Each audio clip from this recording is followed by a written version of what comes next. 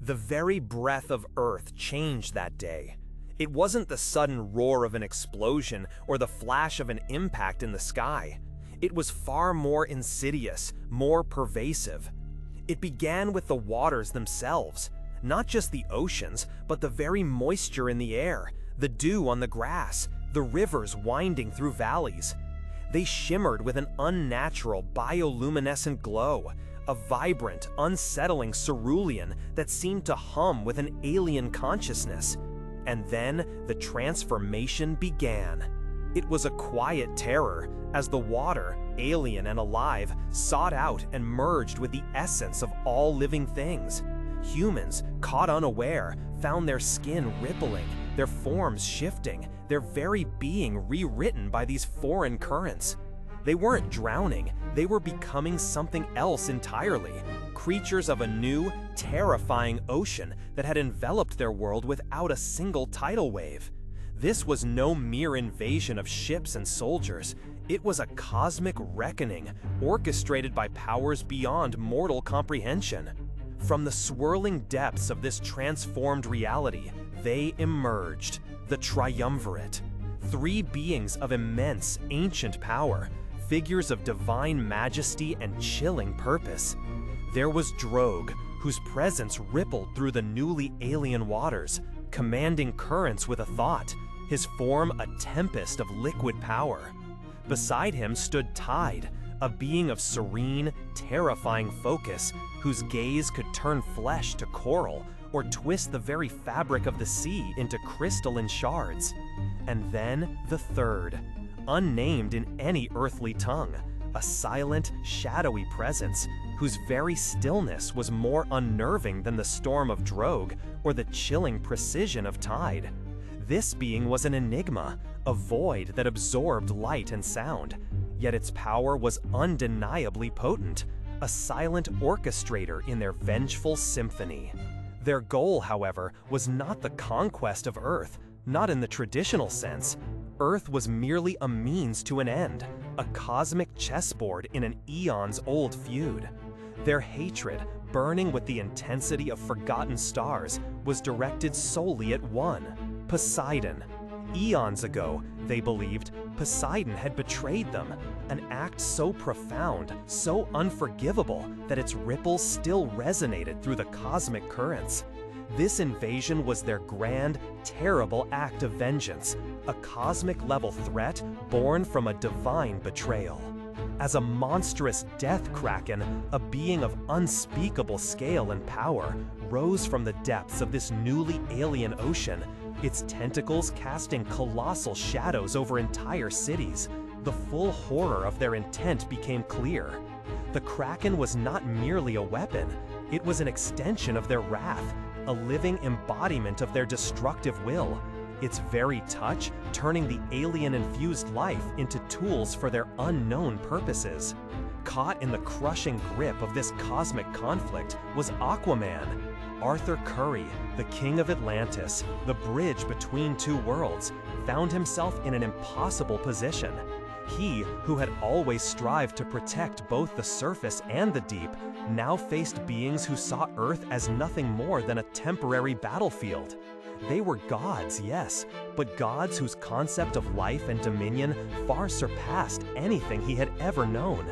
His innate connection to Earth's waters, his very heritage, became both his greatest strength and his profound vulnerability.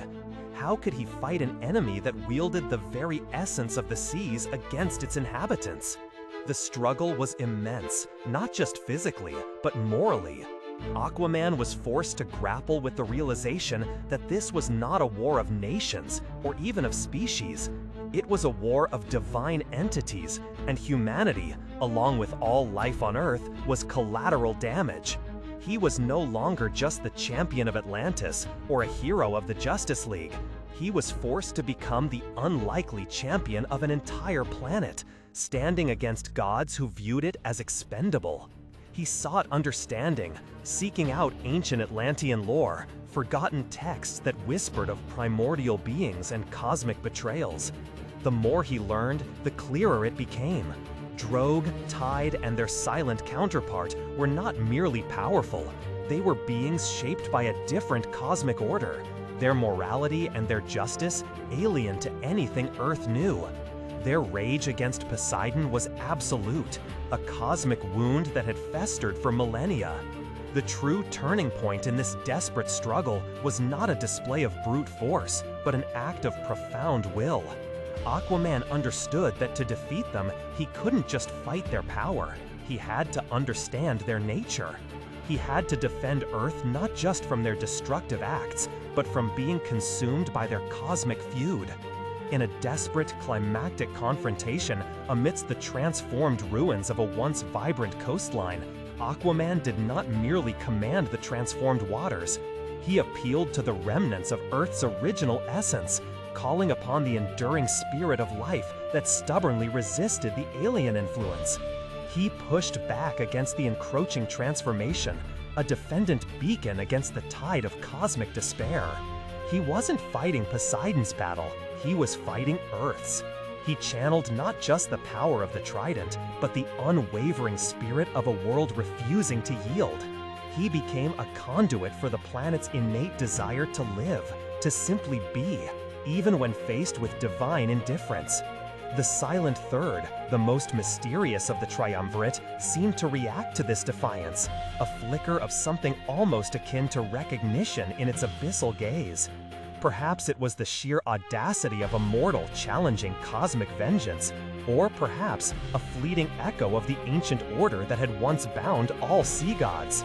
Ultimately, the triumvirate, their immediate vengeance exacted upon a world that housed the perceived affront to Poseidon, departed.